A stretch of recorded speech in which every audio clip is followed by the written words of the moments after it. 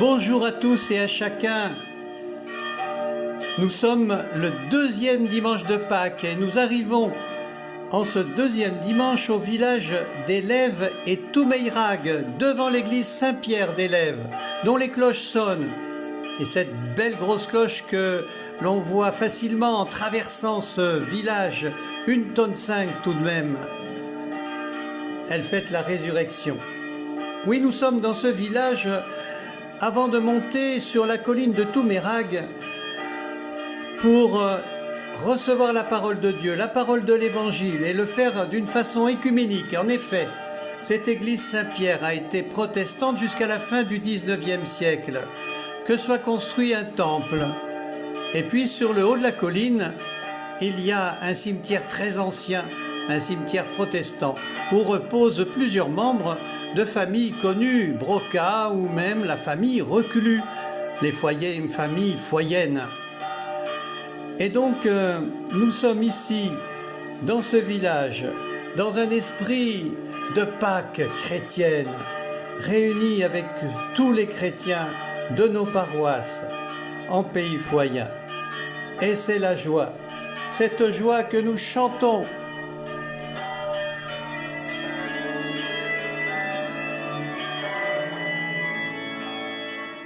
Ce jour que fit le Seigneur est un jour de joie. Alléluia. Rendez grâce au Seigneur qui est bon, éternel est son amour. Qu'ils le disent ceux qui craignent le Seigneur, éternel est son amour. Ce jour le Seigneur est un jour de joie. Alléluia. Le bras du Seigneur se lève, le bras du Seigneur est fort. Non, je ne mourrai pas, je vivrai pour annoncer les actions du Seigneur. Ce jour que vit le Seigneur est un jour de joie. Alléluia.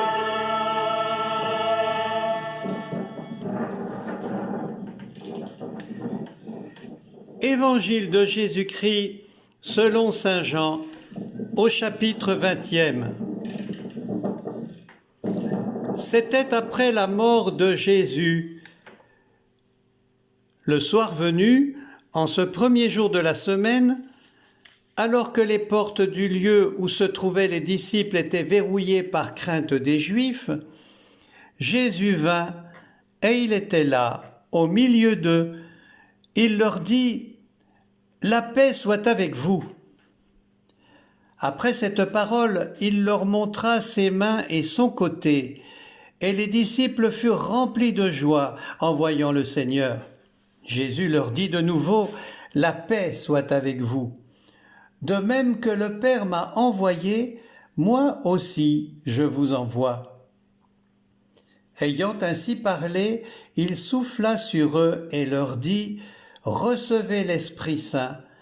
À qui vous remettrez ses péchés, ils seront remis. À qui vous maintiendrez ses péchés, ils seront maintenus. » Or, l'un des 12, Thomas, appelé Didyme, c'est-à-dire jumeau, n'était pas avec eux quand Jésus était venu. Les autres disciples lui disaient : « Nous avons vu le Seigneur. » Mais il leur déclara : « Si je ne vois pas dans ses mains la marque des clous, si je ne mets pas mon doigt dans la marque des clous, si je ne mets pas la main dans son côté, non, je ne croirai pas. » 8 jours plus tard, les disciples se trouvaient de nouveau dans la maison et Thomas était avec eux. Jésus vient alors que les portes étaient verrouillées et il était là au milieu d'eux. Il dit : « La paix soit avec vous. » Puis il dit à Thomas : « Avance ton doigt ici et vois mes mains. Avance ta main et mets-la dans mon côté. Cesse d'être incrédule, sois croyant. » Alors Thomas lui dit, mon Seigneur et mon Dieu. Jésus lui dit, parce que tu m'as vu, tu crois. Heureux ceux qui croient sans avoir vu. Il y a encore beaucoup d'autres signes que Jésus a faits en présence des disciples et qui ne sont pas écrits dans ce livre, mais ceux-là ont été écrits pour que vous croyiez que Jésus est le Christ, le Fils de Dieu, et pour qu'en croyant, vous ayez la vie en son nom.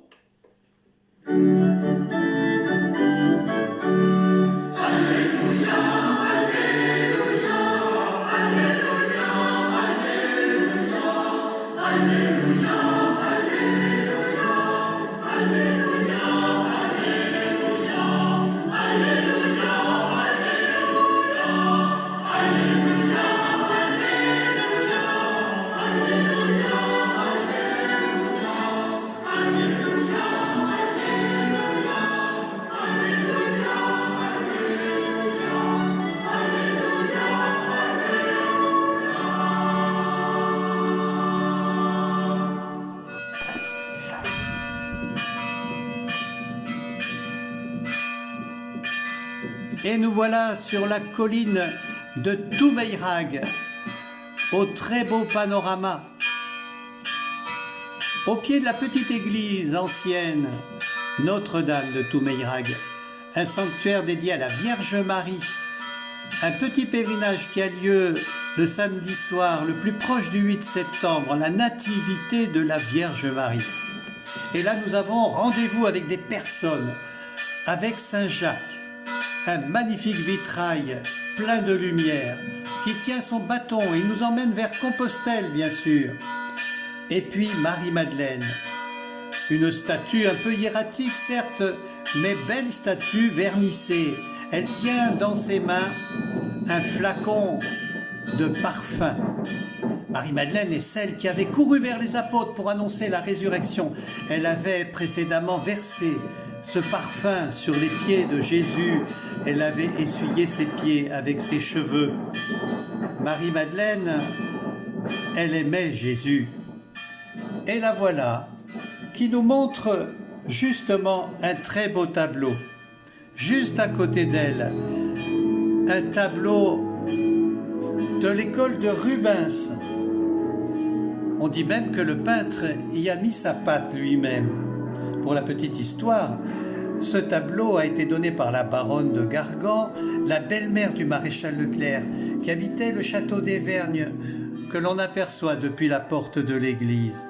Sur ce tableau, Jésus apparaît à ses apôtres. Il fait irruption. C'est le récit de l'évangile que nous venons de lire. Il est là, il montre son être, son corps, et les apôtres vont le reconnaître. Il y a là aussi Thomas, bien sûr, un tableau lumineux. Les apôtres, ils sont confinés, bien sûr, ils sont enfermés dans le cénacle, ils ont peur.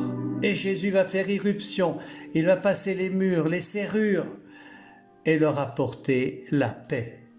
La paix soit avec vous. Les apôtres vont le reconnaître, ils vont être tout heureux, tout joyeux. Et Jésus va souffler sur eux l'Esprit Saint et déjà les envoyer en mission, pardonner, annoncer la bonne nouvelle. Mais nous le savons bien, Thomas n'est pas là. Thomas, sans doute individualiste quelque peu, Thomas qui a des convictions en tout cas, Thomas qui fait confiance, mais une confiance fondée, solide, ou du moins ce qu'il en croit, dans son intellect, dans son savoir, dans son expérience. 8 jours après, Jésus vient et Thomas alors frappé, Thomas qui a cassé la pierre intérieure de ses convictions, de dire « Mon Seigneur et mon Dieu, mon Seigneur, mon ressuscité, mon Dieu en qui j'ai mis ma vie, ma confiance, celui que je suis. » Rappelez-vous en effet l'attitude de Thomas lorsque Jésus est appelé pour relever son ami Lazare. Les apôtres lui disent « Mais ne retourne pas là-bas, tu vas être lapidé. » Thomas de dire « Mais allons-y et mourons avec lui. » Thomas qui s'était entendu dire par Jésus quelque temps après qu'il était le chemin, la vérité, la vie, celui qui mène à la vérité, à la vie. Il n'y a qu'à le suivre pour aller vers le Père, dit Jésus à Thomas, qui va faire confiance. Thomas, il faut le remarquer, va ouvrir son cœur, sa foi, en retrouvant les siens, son milieu, sa communauté.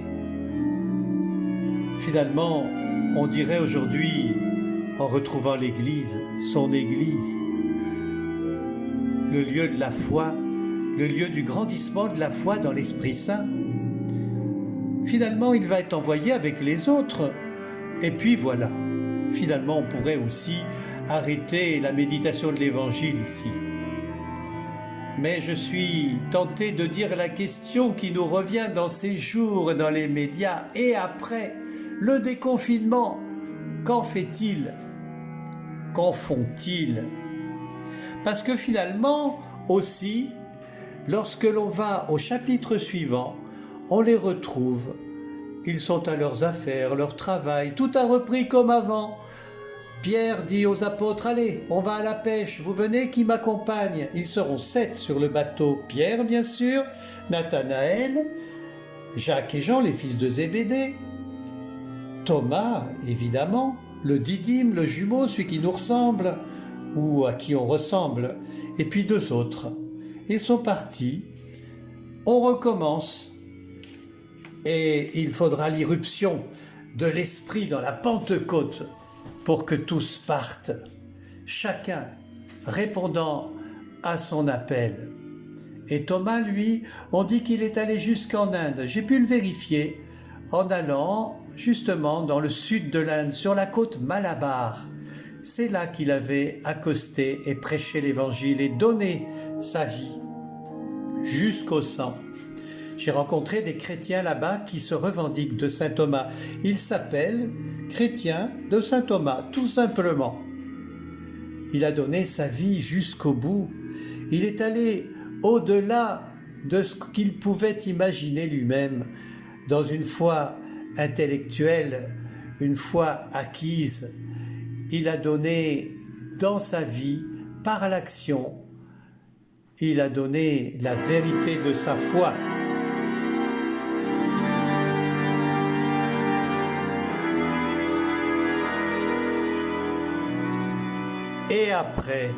Et après, ça nous rejoint, n'est-ce pas, jusqu'à aujourd'hui.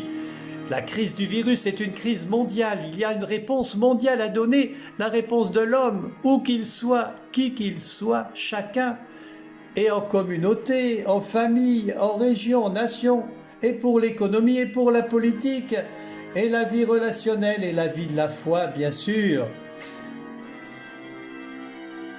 Allons-nous refaire comme avant ?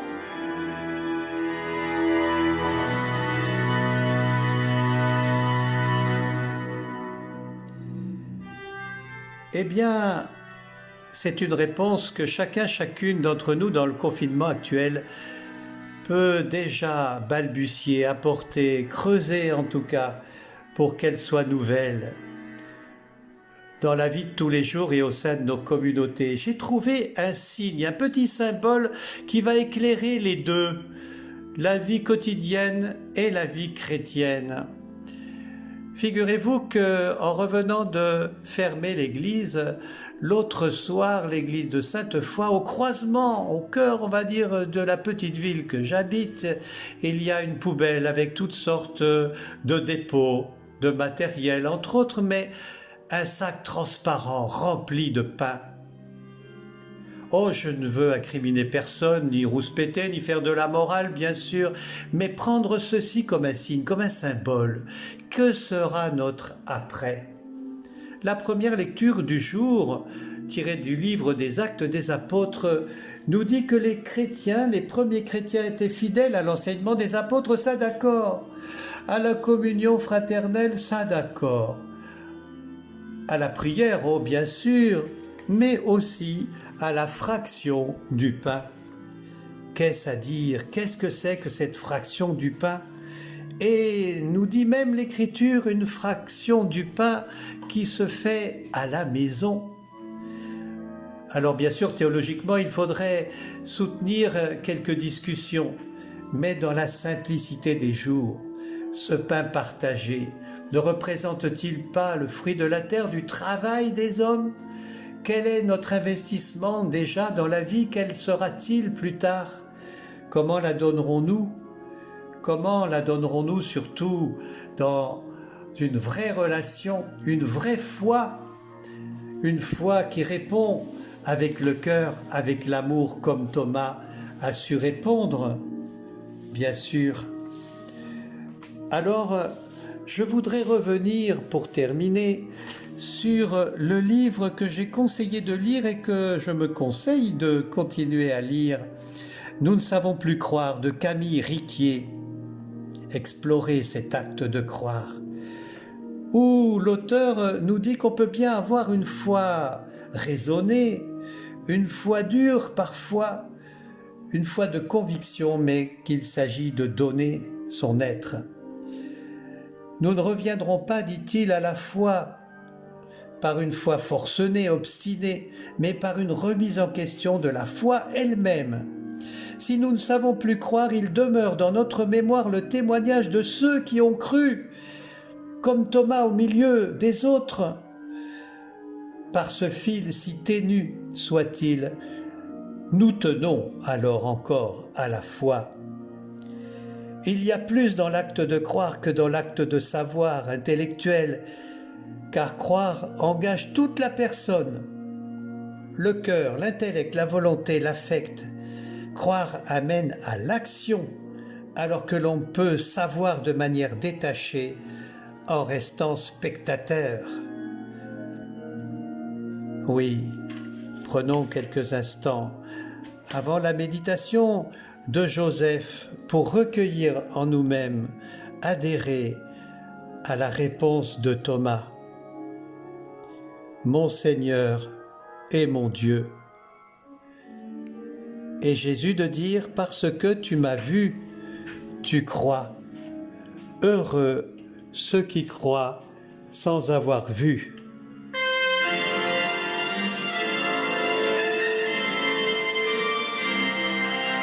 Christ est vivant. Alléluia. Il est parmi nous. Alléluia. Béni soit son nom dans tout l'univers. Alléluia. Alléluia. C'est lui notre joie. Alléluia.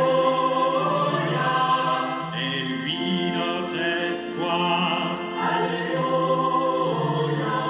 C'est lui notre pain.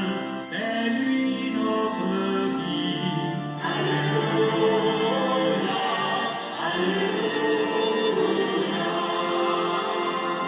Soyons dans la joie. Louons le Seigneur.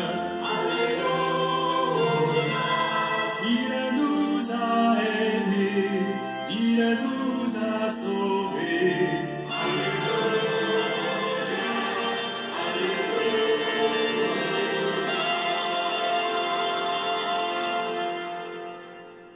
En ce dimanche de la miséricorde, je vous souhaite une bonne fête de la miséricorde, une bonne fête avec ce chapitre 20 de l'évangile de Jean. Et en ce dimanche de la miséricorde, je crois en la résurrection des morts et des vivants.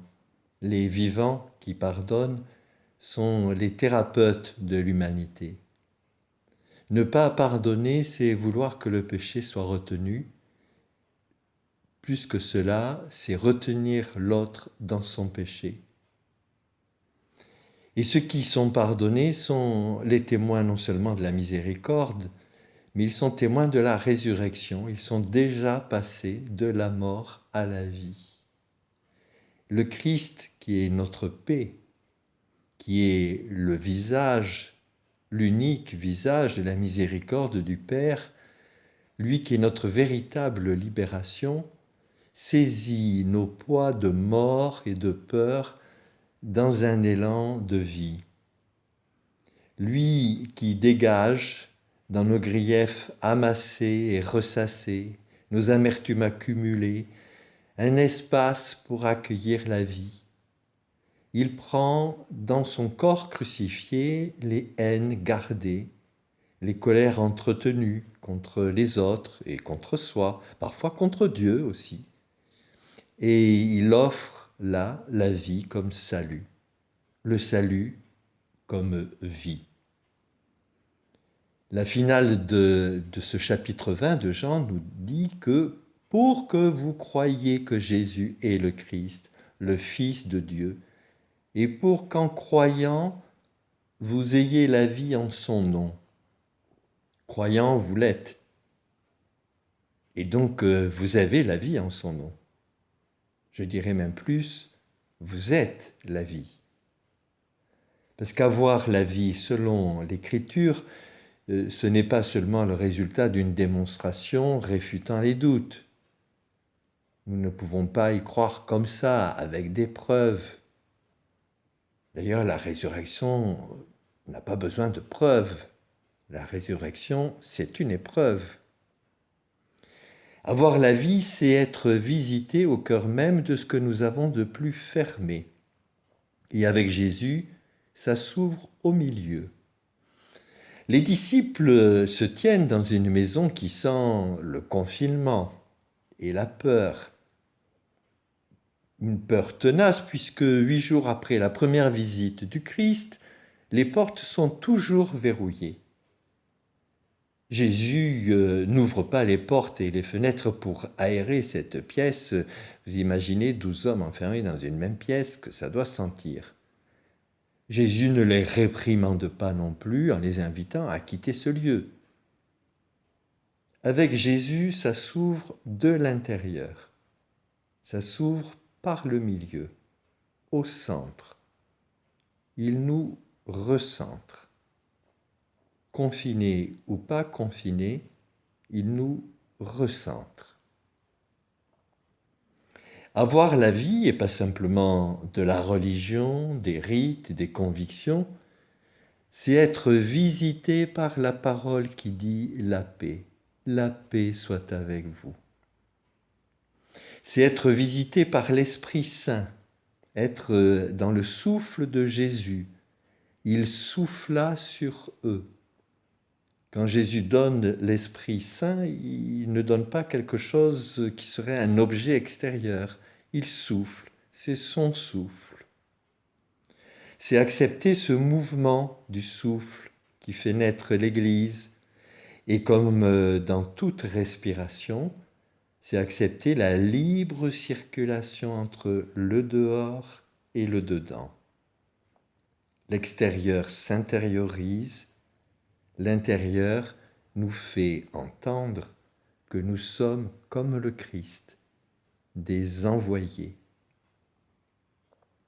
Nous avons lu cette semaine à l'office des lectures des catéchèses baptismales de Jérusalem qui datent de l'an 350. Et au lieu d'expliquer aux baptisés ce qu'il faut devenir, ce qu'il faut faire, ces catéchèses développent ce que les baptisés ont reçu et ce qu'ils sont. Un exemple. Or, vous êtes devenus des Christ en recevant l'empreinte de l'Esprit Saint. Vous êtes devenus des Christ en recevant l'empreinte de l'Esprit Saint. Qui est dans le doute pour cette affaire-là? Thomas ou les calfeutrés? Thomas, lui, n'est pas équipé du prêt-à-croire. Il tient à éprouver ce que le corps de Jésus ressuscité a de blessé, d'ouvert, à l'endroit des trous. Il ne croira pas à sa propre mesure, parce qu'il aura eu la preuve.